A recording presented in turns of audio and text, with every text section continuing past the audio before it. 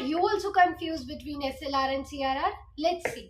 CRR का मतलब होता है cash reserve ratio, whereas SLR की फुल फॉर्म होती है statutory liquidity ratio.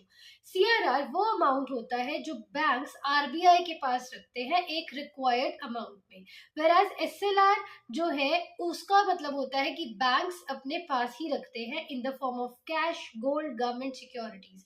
whereas CRR RBI के पास बैंक्स हमेशा कैश में ही रखते हैं।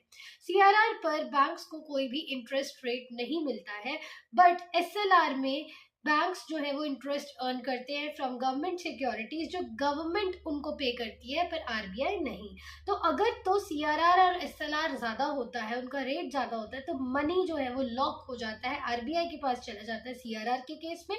ठीक है, तो बैंक जो है वो लेंडिंग करने के लिए उसके पास पैसा कम होगा, मनी सप्लाई इकोनॉमी में कम होगी, लोगों की पॉकेट में पैसा कम होगा, तो आपकी इन्फ्लेशन कंट्रोल हो जाएगी।